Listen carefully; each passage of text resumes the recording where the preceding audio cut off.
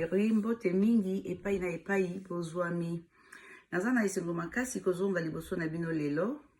Comme d'habitude, ezalaka kaka esengo mpo na nga, me ya liboso na kolinga nakumisa Nzambe oyo abateli bino na ngai, donc asali biso grâce. Tokoka kokutana lisusu lelo na nzela ya émission oyo. Kaka ndenge ezalaka nayaka mingi soki nazwi moke pona kopartager na bino, donc ezali ba moment oyo esalaka nga ba bien bakasi, et j'espère que bino pe na nzela ya ba moment oyo bo se retrouvaka bozwaka moke oyo ekoki na bino pe oyo ekoki kosunga bino. Liboso ete naya na lisolo na ngai ya lelo bandeko na ngai, na bosani te kosenga na bino kaka lokwa nasengaka mikolo nyonso, boleka na ko aimer video, bo partager, partager kaka po ete Miraos ezali mokili mobimba nanu te mote bandi kolanda ye, eza na bandeko oyo nanu bayebi ngai te. Alors na nzela ya ba partage na bino nde bakoleka na koyeba ke ndeko moko azali kuna ayelaka biso ba masolo, ayelaka biso ba mateya pona kobakisa en plus kati ya kozala na biso. Alors na kosenga donc na bino bo aimer video, bo partager pe pona bandeko oyo baye kaka lelo to babeti libaku lelo kaka ya kokwea na émission na ngai, na kosenga na bango pe baleka na kozala gentil, ba hésiter te, ba s'abonner, ba aimer vidéo et ba bosana te ko activer cloche ya notification oyo ko permettre bango baleka na kozanga ata émission na ngai moko te. Soki na sisi koloba to pe kosenga na bino oyo bandeko na ngai, na ko leka kokota sikoyo na mozindo ya sujet na ngai ya lelo. Alors lisolo na memeli bino lelo bandeko ezali bongo lisolo oyo etali koyeba kozala heureux to pe malamu kati na couple. Bandeko na ngai ya sikeza te, bandeko mosusu ba beta ya masolo boyoka yoka, eza ba conseil ba teya bino, mais ba année ba époque et questionner tellement que mingi tang ezalaka ba ndeko ye na conseil a adapta kango na période oyo ya ye na époque wana. Donc lokola ba époque eza ko varier to mokili eza kokoba be kokoba, donc ba conseil kaka wana selon ba époque ekoki ko changer. Yango ngai na ye na eloko ya sikate, mais na ye na conseil na ngai selon époque na ngai. Donc oyo na koloba na nzela ya lisolo na ngai oyo etali ndenge nini kozala heureux kati na couple. Na kolobela ngo na ndenge na ngai, tout en espérant que bokozanga eloko ata moko mibale te oyo ekoki kozala ke ebakisa en plus kati na kozala na bino. Pona oyo etali bongo lisolo na ngai tokoloba lelo eloko nini bandeko na ngai. Kozala heureux na kati ya relation oyo nalingi naloba na bino, koyoka nga koloba ke nalingi nasola na bino likambo etali ndenge nini kosala mpona ozala heureux na kati ya couple, ekoki koparaître facile. Tokoki komona ke bon, mais eza eloko ya facile e ya pasi te.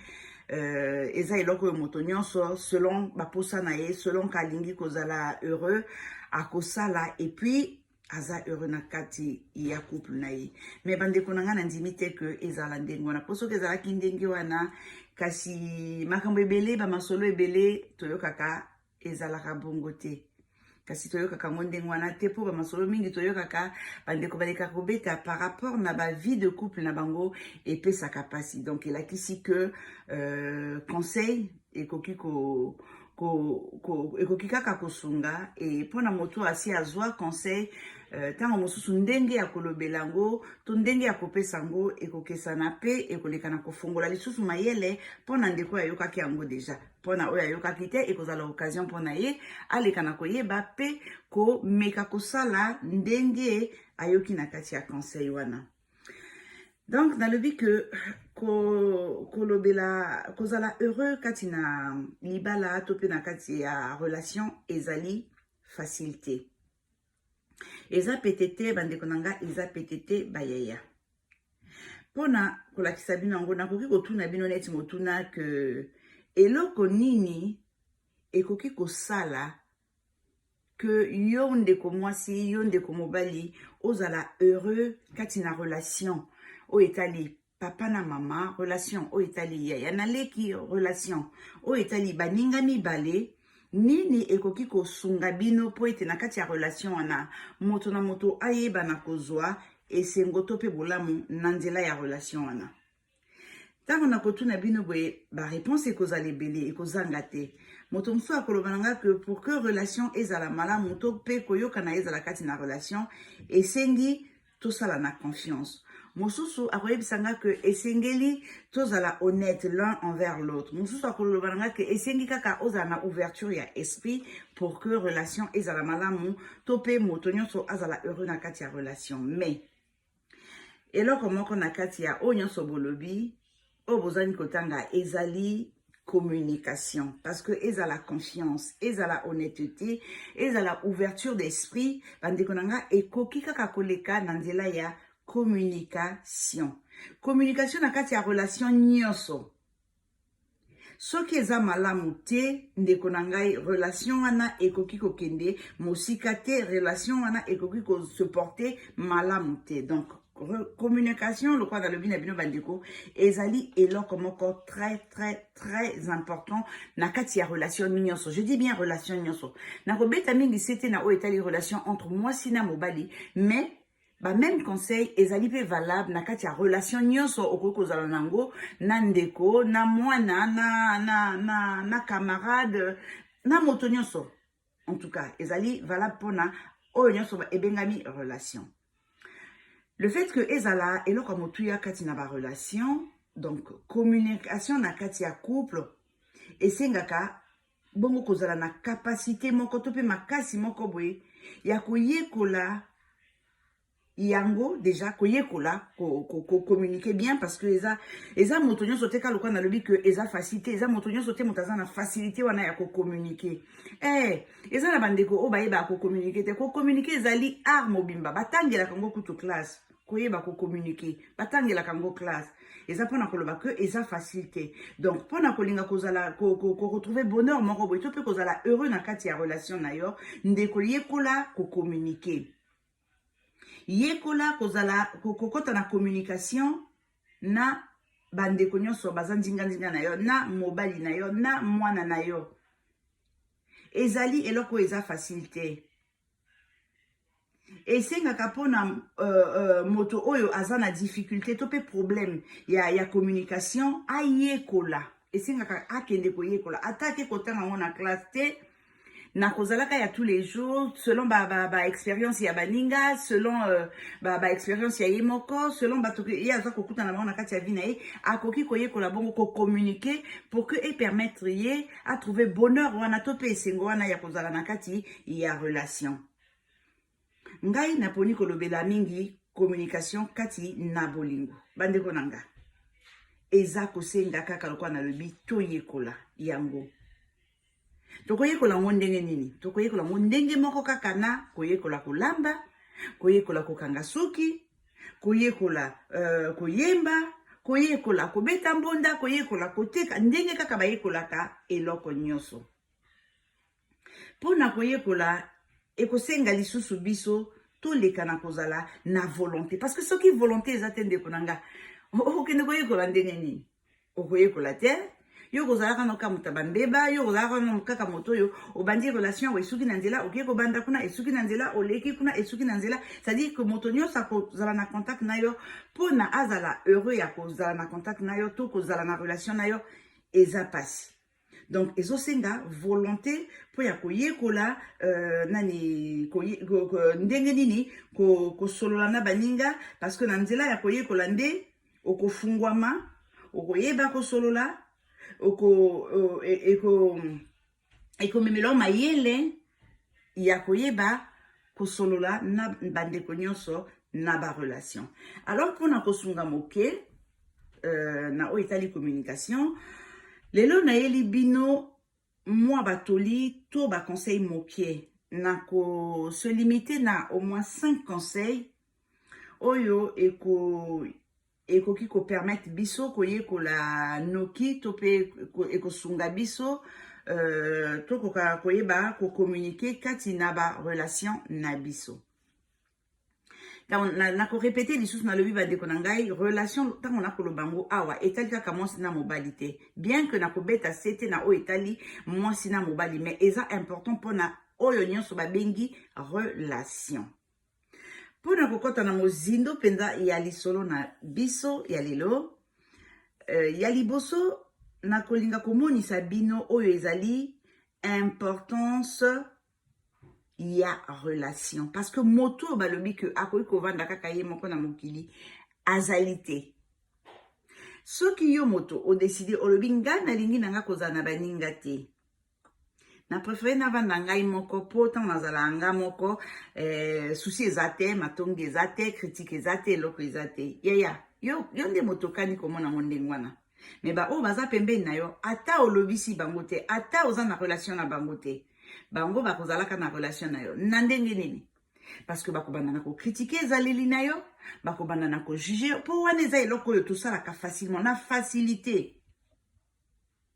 na facilité tosalaka eloko wana esengaka kutu te ndeko asala soki mpe nini na facilité kaka mpona na komona ke ndeko nanga toza différent ekopesa nga occasion ya kokritike ye ekopesa nga occasion ya kotonga ye ekopesa nga occasion ya kojuge na bandenge moko boye wana eza eloko tosalaka facilement mais eloko ya motuya oyo esengeli na biso koyekola ezali plutôt koyeba kokommunike ata yo moto olingaka baninga te fo koyeba kokommunike mpo soki olingi te moto mosusu akoki kolinga kozala na relation na yo alors ntango moto wana akoya okolakisa ye kaka te ke yo oza moto mabe to oyebi kokommunike te non fo oyeba koyamba ye nsima nango kolakisa ye ke en fait yo barelation na bato osepelaka nango te kuna mpe lisusu fo koyeba bamonini koutilize mpona kofaire comprendre yango na ndeko parce que eza te mpo olingi bato te ke moto akoya pembeni na yo te d'abord mpona moto ayeba ke yo olingaka na yo barelation te il faut apusana pembeni na yo e nsima nango kaka yo okoki kolakisa ye ke yo barelation osinteresaka na yo na yango te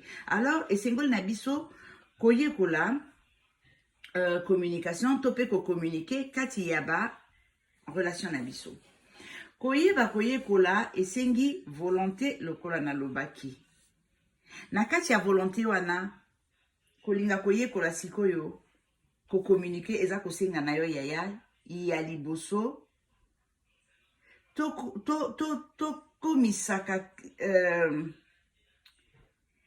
ya liboso oyo na kosenga na bino ekozala koyekola koyoka toyeba koyekola koyokela baninga toyeba koyokela baninga na biso mwasi yekola koyokela mobali na yo mobali yekola koyokela mwasi na yo tokanisaka ke mpona koyoka esengi na biso kaka kozala na matoi mibale na motu na olati matoi mibale ezo fonctionner pour soki babengi yo na kombo na yo okondima donc elakisi ke oyokaka non koyokela moninga oyo naza koloba wa elakisi nini elakisi ke ntango oza na kati ya relation na moto yo mama yo papa boza na kati ya relation bozali na couple na kati ya ndako ntango papa aza na likambo ya koloba na mama yo mama zala na kapasité wana sala effort wana ya kopesa papa temps aleka na kofungola yo aleka na kolobela yo oyo ye aza nango to oyo akani kolobela yo oui eza te kaka ofandi liboso na ye parce que oza na matoi oyo nyonso ya koloba elakisi koyoki yango non okoki koyoka mais tika papa possibilité ya koyoka likambo oyo yo oyeli ye likambo lingi kolobela ye ebandeli ti na suka elakisi kaka te koza na matoi ye aza koloba ozosala semblant ya koyoka alors que oza koyoka te donc koyokela moninga ezali très important na communication parce que soki oyokeli ngai otiki ngai le temps ya kolobela yo oyo naza nango okocomprendre souci na ngai okocomprendre eloko nini nalingi okoyeba nini kozongisela ngai nsima ya koyoka ngai mais toza mingi tosalaka yango te toza mingi bandeko na nga oyo tosalaka yango te il faut toyekola yango parce que likolo ekofungwama te mpo matoi na yo efungwama oyeba koyoka non il faut koyekola toza na possibilité wana ya koyekola sans tokende classe sans tokende kotangela yango classe tokoki koyekola koyoka ndeko oyo aza liboso na yo. Donc yo mama yo papa na kati ya couple tango boninga alingi koloba zala na capacité ya kozala kimia ya kufungula matoi pe koyoka ye ebandeli ti suka mpo na ete tolekana ko se comprendre. Na kozwa exemple moko kaka mpo na ko expliquer eloko wana ya koyokela moninga to pe ya kopesa moninga ton. Mama na kati ya ndako papa azana lisolo moko ya likambo moko aviva kala expérience moko boye alingi abetela yo parce que papa ta mosusu na bomwana na ye asalaka voyage akendaka libanda mboka akutana na bamakambo moko boye emaka ye soit na ndenge ya mabe soit na ndenge ya malamu bon lokwa boza mwasi na mobali libala bosembo mokolo wana adeside alobi bon mena abetela mwasi na ngai lisolo na ngai ntango nakendaka na mboka kingani ndenge eleka masintu akobanda kaka lisolo boye pa yo mama mbala moko okati ye parce que yoki kaka kombo ya mboka epai papa azalaki okati ye ali okomi kobetela ye lisolo ya moninga na yo moko akenda mboka wana makambo amona basouvenir azwa kuna ya mabe ya malamu c'est-à-dire que papa oyo azalaki nango koloba opesi ye ton te mais mama opesi papa ton abetelo lisolo wana te ake na suka nango te ndenge nini okoyeba nini papa alingaki aloba na yo exactement puisque akomi na suka te okati ye mpo kaka oyoki kombo ya mboka wana erapele yo ke moninga na yo moko akenda erapele yo ke ndeko no moko akenda mboka kaka wana okati papa maloba est-ce que okoyeba suka ya histoire to pe lisolo ya papa ndenge nini okoyeba suka nango te et soki oyebi suka nango te le fait que yo kata papa maloba wana kati na yo, tu te dis quoi? Que papa a kosepela nango, papa a kosepela koyeba que bon mais oya za nango kati na ya linkoloba na yo. Eza kosepelisa yo te, yo oyoka deja masolo ya mboka wana puisque moninga na yo pa kenda kuna o préféré na yo kosuka na o moninga na yo betelaki yo oya papa eza nango na sens te. Est-ce que kanisi que papa a kosepela ndenge wana? Est-ce que kanisi que papa a kotikala na idée que communication entre yo na ye eza malamu? Nandimite que papa azwango ndenge wana. Nandimite papa akosepela soki ezali que otiki ye akena lisolo na ye ti na suka soko za na mituna okoki kotuna ye papa tango okendeki na mboka wana eloko nini ya malamu okutanaki nango ya mabe ezalaka nini souvenir nini otikala nango est-ce okolinga kozonga mokolo moko lokolo okendeki kuna ezalaki malamu nakolinga soki nzambe asungi yo nanga mpe tokende zela papa asilisa koloba tika papa akende na suka ya lisolo na ye ndenge moko na yo papa mama ninga betela yo tika ye le temps abeta yo lisolo na ye akoma nango ti na suka parce que soki okati ye na nzela elokolo longoli epie posa moko boye ya kobetela yo makambo oyo etali donc dès ce moment là communication entre yo na papa eza lisusu kitoko te wana ya liboso bandeko nanga nalobaki na bino na oyo etali communication koyokela moninga mama yekola koyokela papa papa yekola koyokela mama yaya apesa leki na yo le temps ya koexpliquer yo baraison oyo ememi ya se comporter na ndenge moko boye moninga apesa moninga na yo ntango ya koexpliquer yo mpo na nini esalami ndenge wana ezalaki ya liboso ya mibale bandeko na nga na kolinga ezala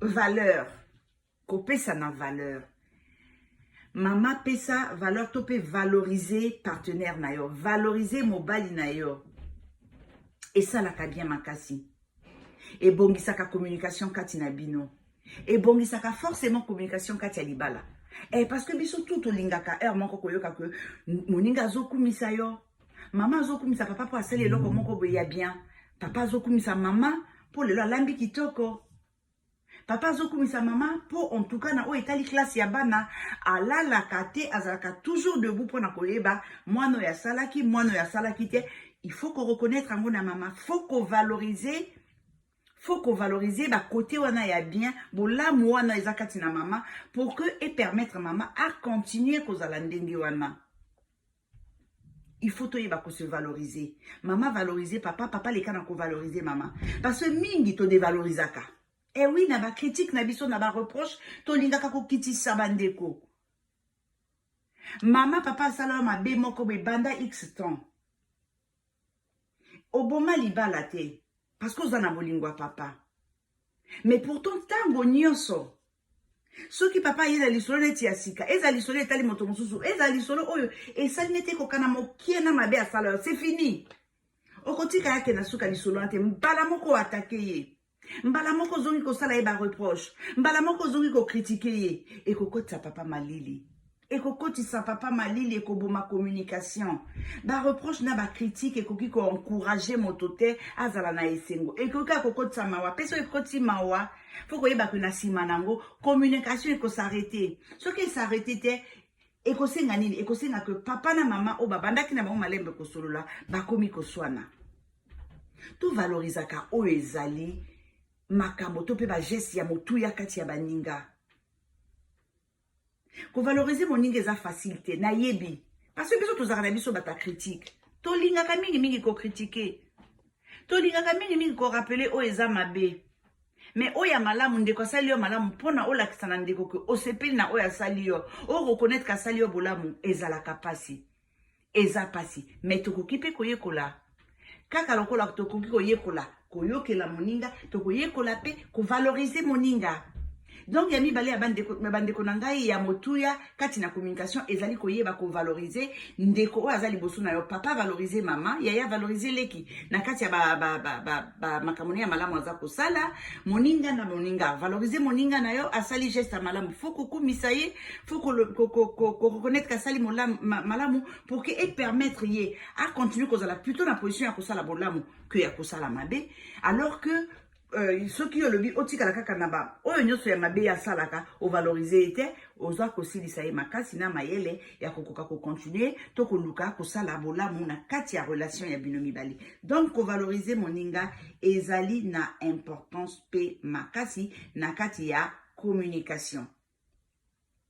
To sala muke ba critique to présenter mingi ba compliment to sala ba éloge to valoriser en gros to valoriser o nyonso ya malamu ndeko akoki kozala nango ndeko akoki kosalela biso papa akoki kosalela mama to pe mama akoki kosalela papa tozala na habitude ya kobanda likambo kokende na suka oui kobanda likambo kokende na suka ndeko asali mabe oui o raisonner na mabe wana mais kende kotelema epai ndeko asalaki bolamu.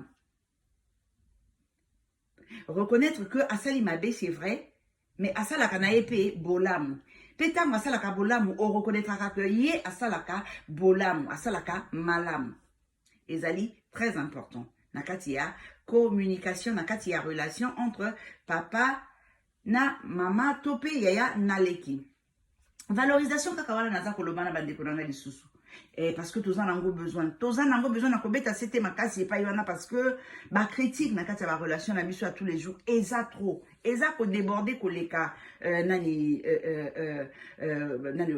reconnaissance ya bola moment kobo alors que na vie à tous les jours eza ndenge on a te moto photo mais ma vie na biso na koza exemple nini exemple net ya ba compte bancaire biso nyonso tozani kozala na ba compte te na ba vie na biso oza na compte bancaire souci na liboso tango ofongoli compte ezali nini souci ya liboso na kanisi ezali kokende kotia to pe kobomba ndamba mbongo na kati ya compte na yo pour ne pas que lobiso ki ekomeli yo ya brusque ozanga to pe otia maboko na motu tokende kotika mwa mbongo na kati ya compte na biso soki oza na mwa souci oza na besoin mbongo osalaka nini okende ko retirer moke pona esunga yo mais mingi tango tofungolaka compte eyaka na but que eyaka na intérêt que tokende kobomba mbongo donc compte eya lokola communication na communication faut mingi koluka kotia liboso ya malamu na sima ya mabe ya malamu ya awa ezali kotia mbongo na compte pona kobomba ya mabe ezali retrait pour retrait à force ya ko retirer mbongo na banque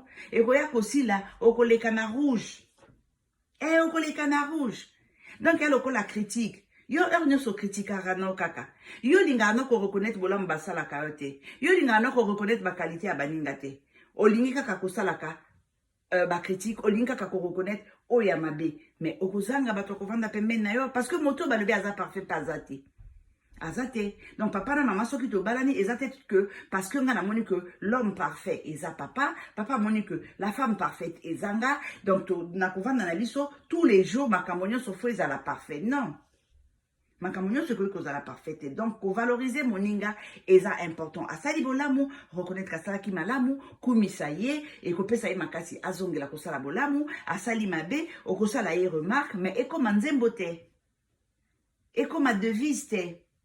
Na nzela ya valorisation oyo na ngai kotalisa bino ezali wana. Ya misato bandeko na ngai eko rejoindre moke valorisation, mais awa ezali mingi kolobela ndenge ya ko reprocher moninga mabe, ndenge ya ko attaquer moninga parce que asali mabe, parce que ebomaka communication, ebomaka communication. Pour la communication elekana kozala malamu bandeko nanga photo limité. Faut limiter parce que tu peux arrêter carrément tes causes la reproche. Tu peux arrêter cause la reproche ndengeni parce que na et pas ibato bavandi ma bezanga kate.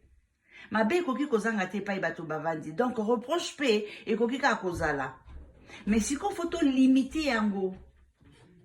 Faut limiter ba reproche parce que tant que ça la reproche na moninga, réaction ya liboso en tant que moto et aller que à se défendre. À se défendre. Et de se défendre parce que moninga a attaqué. Il faut à se défendre. Donc, reproche topé critique. Ezali ndenge moko ya ko attaquer. Moninga topé ko attaquer. Ezali limoko ya moninga ko attaquer. Ndenge moko ya kozala ya moninga.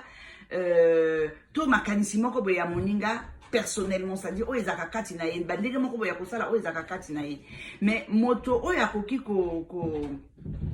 moto oya koki ko répondre na reproche topé na critique na koseka azalite, c'est-à-dire que moninga zo critiquer ozo seka topé moninga attaquer na likamoko obimisi mino nyonso oza koseka, ça n'existe pas. Et puis ça kaka pasi et ce que pesi pasi réaction à liboso ezali que moto à se défendre. Donc yamalamu o to ko sala ezali plutôt ko éviter ba critique na ba reproche wana.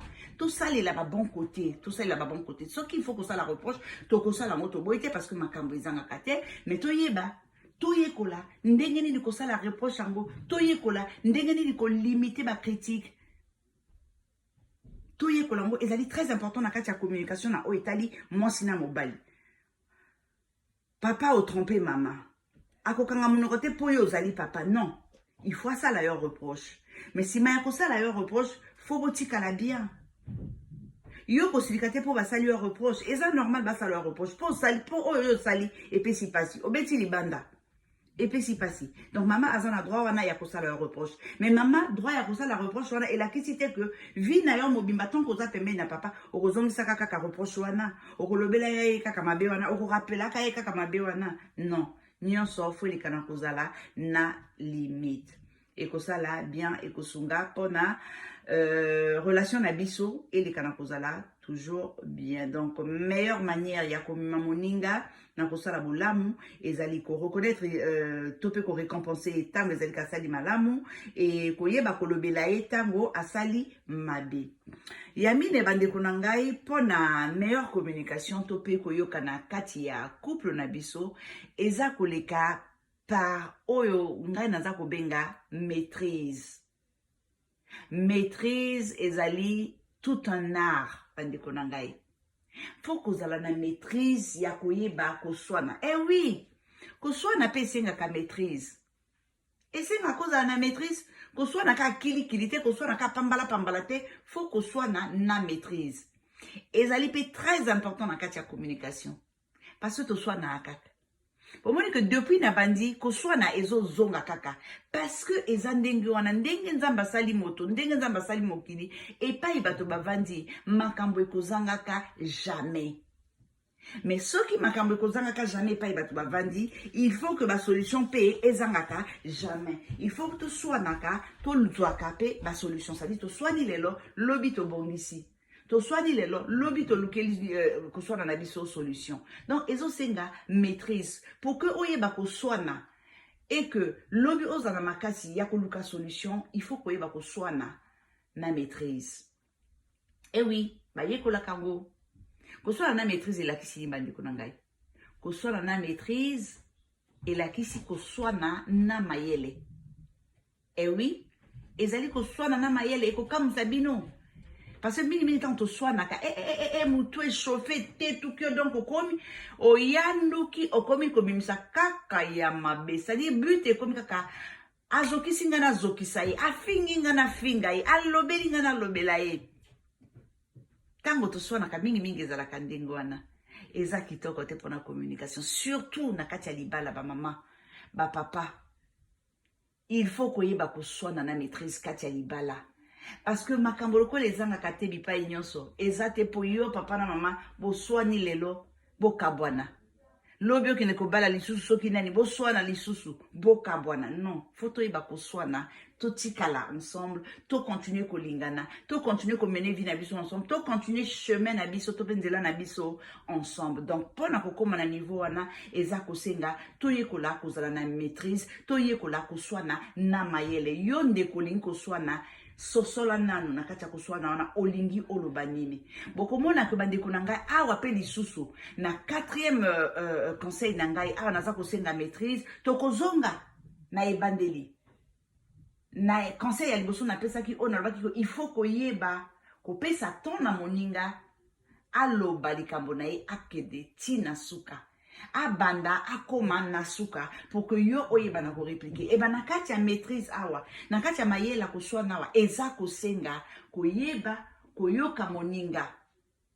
Pour que yo oyeba koswana intelligemment. Parce que likambo tanga ezalaka que bon, kati ya bato mibale eloko moko esalami epesi pasi na moko. Mais oyo ayoki pasi wana, tango aza ko attaquer oyo apesi ye pasi. Oyo apesaki pasi, il faut aza na mayele.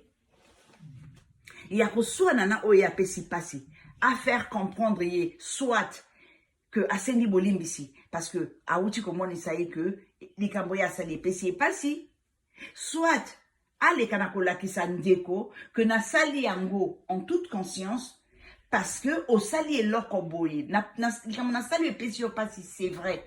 Mais na sali yango na raison, a raison yango yango yo. Okomona que ndeko oyo au départ akantaki même kazalaki na raison tellement que ozalaki na maîtrise ya komonisa ye le pourquoi ya agissement na yo, ya réaction na yo que okokotisa ye malili et finalement ako reconnaître ta mosusu mabe na ye to akotia na se et suki wana lobby yo zana kandate ya zana kandate, la vie continue.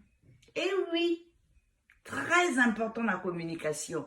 Koyeba koswana na mayele. Les disputes intelligentes, se disputer intelligemment. Oui, faut toyeba koswana. Mingi tomonaka koswana ezali occasion ya kofingana, ya kobetana, ya kosala soki nini. Non. Tokoki koswana mena ndenge bien. Ezo senga na biso pe isusu koye kolango. Il faut koye kolango parce que koswana na ndenge bien eza nini. Il faut koyeba à quel moment koswana. Yo mama, yo papa, faut koyeba état d'esprit na yo na heureux koswana wana elingi banda. Ozana katia état d'esprit nini. Est-ce que tout na yo échauffé? Est-ce que ozana kimia kati na yo? Est-ce que oza bien? Est-ce que oza bien te? Est-ce que oza capable ya koswana sans que ozokisa yambala mibale ndeko aza liboso na yo? To est-ce que oza capable ya koswana et puis odoze kanda ya ndeko wana?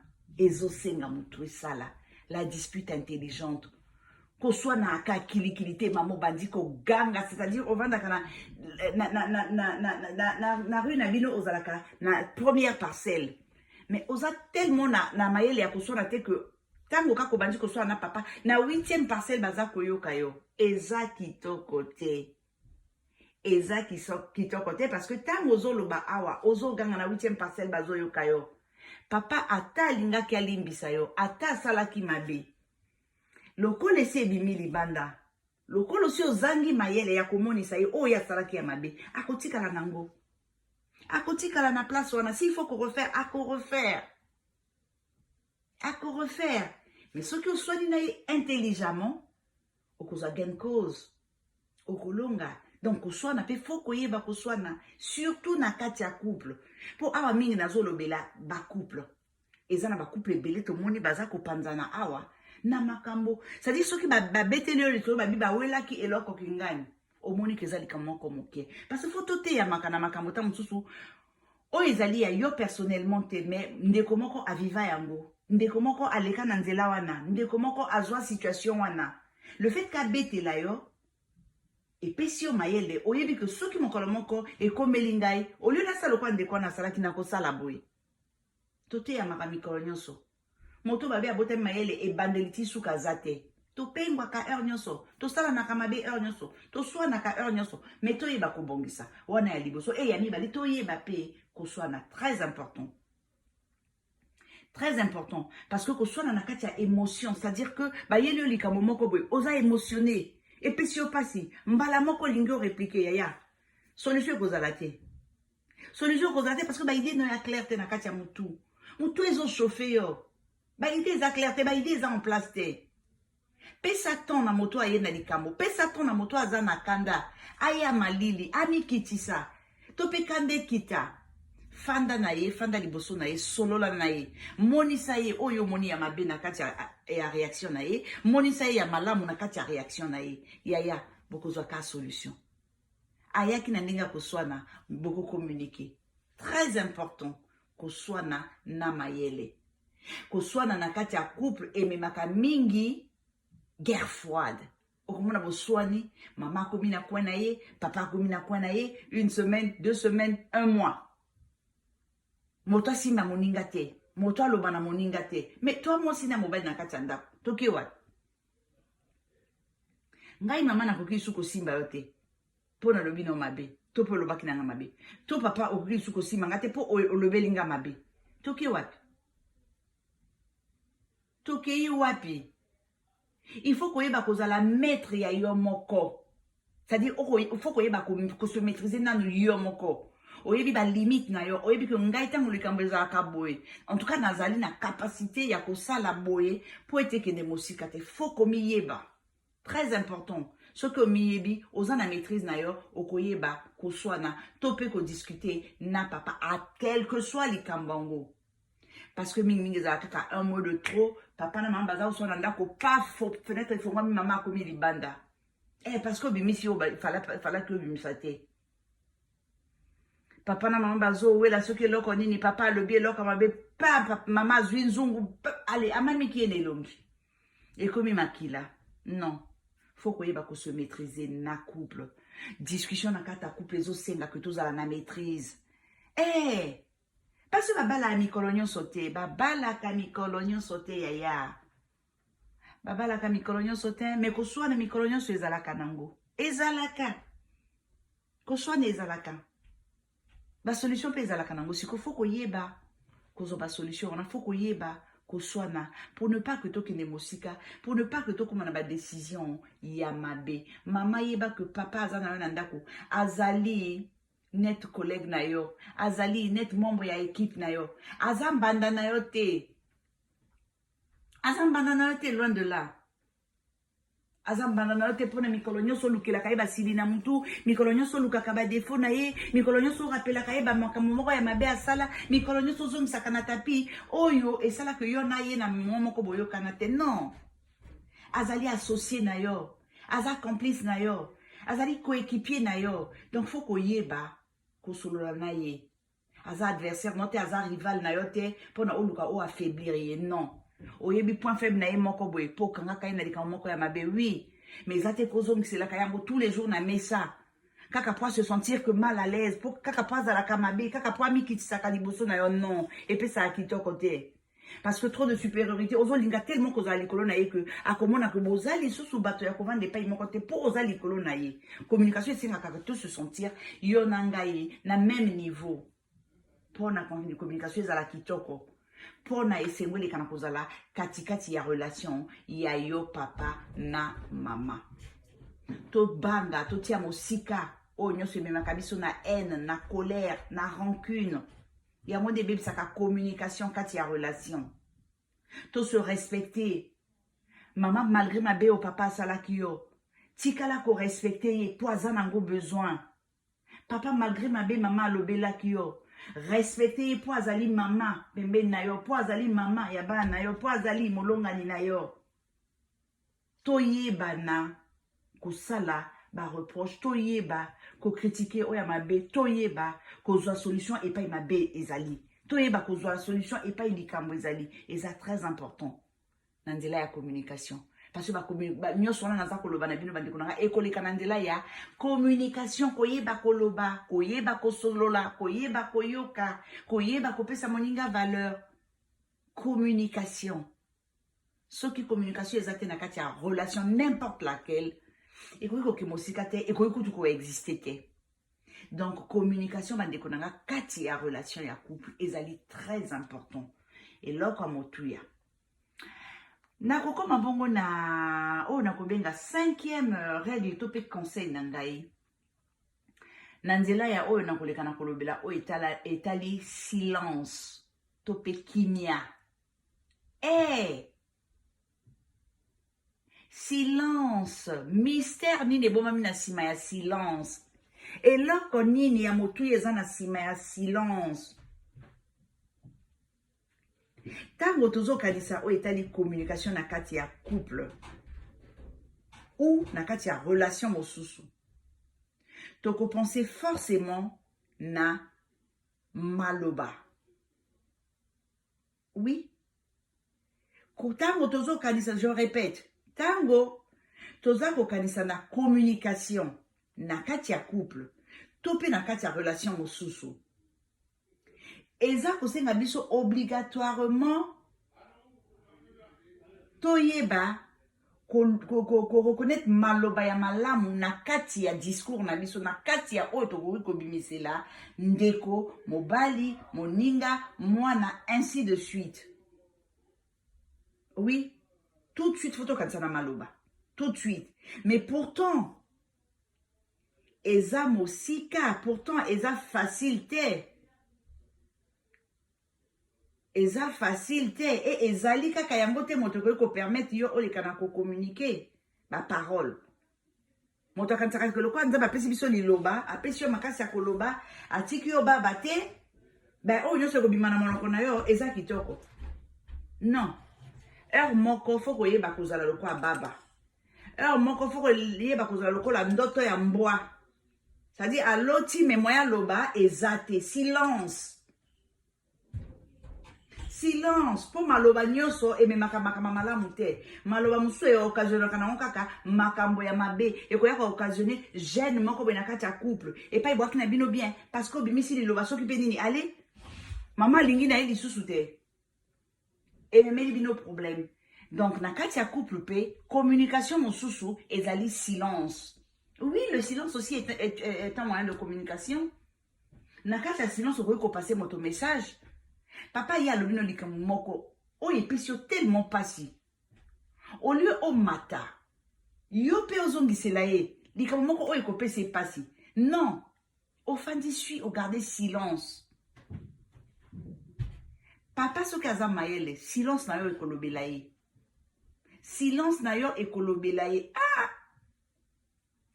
likambo na bimisi oyo azwi vraiment réponse ya kopesa nga te c'est que vraiment soit nabimi zoba na miso na ye soit likambo nalobi na eza tellement vrai soit likambo nalobi na ezali tellement lokuta qu'a préféré aloba te et oui silence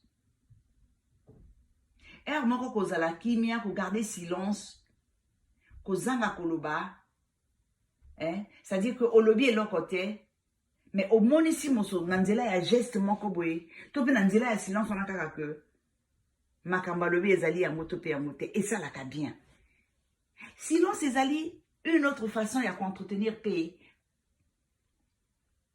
relation na biso silence ekoki kopesa mpe ekoki komemela biso mpe esengo na kati ya libala papa ayebi ke mama ntango atombokaka soki nalingi tobeba na te vomi nazala kimia mama ayebi ke papa ntango ayandukaka soki oza pembeni na ye malamu ozala kimia ozongisa eloko te mpo soki kaka ofungoli monoko na yo mbata nde moto ekolanda elingi koloba te ke papa tellement azalaka moto soki alobi likambo yo mama okoki koloba te parce que akopapola yo mbata to mpe akosala nini ke yo mama okonkese makambo nyonso non okonkese te silence elakisi te kokondima buzoba nyonso oyo papa akoki koya nango to mpe buzoba nyonso oyo mama akoki kosalela papa. Non, elakisi bongo te. Silence elakisi que minute oyo buzoba wana esalami oza tranquille.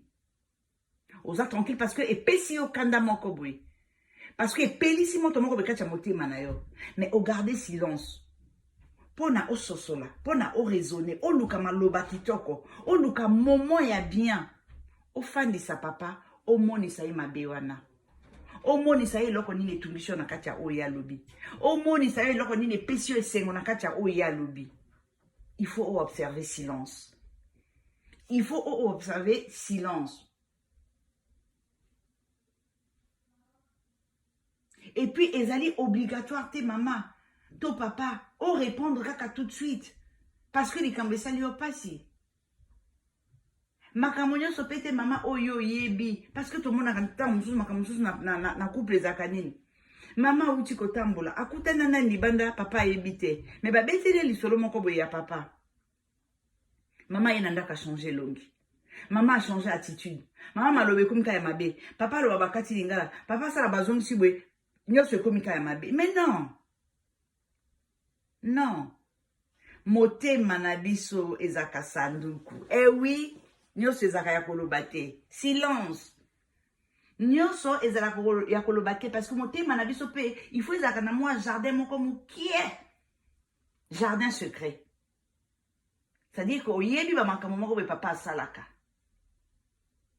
Mais okoya ko silikela e pona makambo wana direct po ba yebisi yo te. Okoya ofandi sui, obombi makambo wana kati na yo, oluki momo ya malamu. O papa zane esengo, o yo moko zali tranquille, po na kati ya silence wana o digérer makambo yo kaki. Donc oponi siko au moment où ezali que eza bien papa zana kimia yo zana kimia to papa zana esengo zana esengo. Ovandi so papa na ngai. Likambo nini? Pona nini kosala boye? Pona nini? Pona nini kaka ye? Pona nini nzela wana? Est-ce que eza malamu? Zana na place na ngai. Est-ce que soki nga na sali boye kosepela? Eza kitoko te. Na yokaki na nga ngo banda kala. Mais lokolo esi esalamaki. Na préféraki nazela pasi wana esila kati na nga pour que nayebisa yo vraiment soki eza eloko osalaki na kolinga ke ozongela te kozongela kosala ngo te po epesaki nga pasi koyoka ngo. Mais papa wana soki ezali kasalaki likambo wana heure wana eske okanisi ke papa akoki kosilika? Akoki kosilika te. Oza tellement na kimia ntango ozolobela likambo oyo epesaki yo pena pasi. Oza tellement na kimia ke papa soka za na motema epo bango pe toza ndenge moko te. Soka za penza na motema malamu akokita mosusu kofukama. Akokita mosusu kofukama. Tope kosenga yo pardon pona mabe asalaki. Oyo akanisaki ke yo oyebaki te. Oyo akanisaki ke moto akoyebisa yo te. Mais Vinasuka à se rendre compte que oyebaki na yo yango, mais pourtant depuis oyebaki yango, ostungisi ete, oswanisi ete, ozeli que yo moko pasi wana eleka, tope bimakati na yo pour que omonisa ye que asalaki mabe.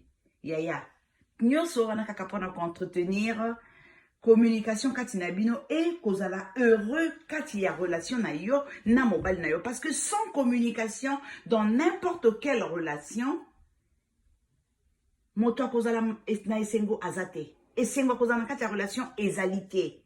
Donc pour améliorer relation entre moi sina mobali eza kosenga vraiment que toleka na kozala na mayele, toleka na kozala na passion, toleka na koyekola ndenge nini ko communiquer. Ezali très important bande konangai.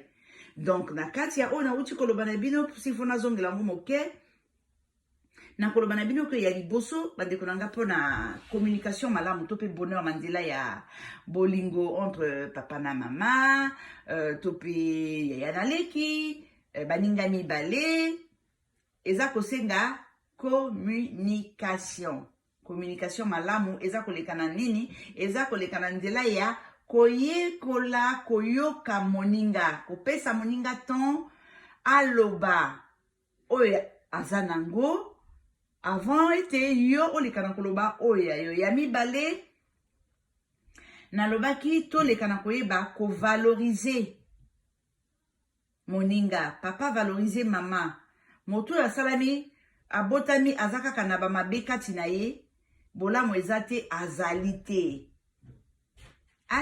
te biso nyonso tobotamaka na badefo na bakalite donc ntango yo mama ozoyeba koreconnaître bakalite ya papa te ntango nyonso ozorapele kaka bamabe na ye ozorapele kaka badefo na ye na kati ya couple okoya koboma communication okoya koboma esengo wana ya kozala ensemble ya misato nalekaki na kobeta siete na oyo etali bacritique na kati ya couple bacritique couple nyonso ezalaka na makambo soki likambo esalami toyeba na kolimbisa na ndenge nini tokolimbisa na ndenge ya lisolo fo koyeba kosola na papa komonisa mama awa osalaki malamu te awa obetaki libanda nayokaki pasi kolinga ozongela yango te parce que boye awa pe epai papa asalaki malamu papa mokolo wana osalaki eloko boye mama na kolinga ozongela kosala yango tosalaka mingimingi eloko wana mpo epesaka ngai esengo wana mpe lisusu ezali important wana donc ezalaki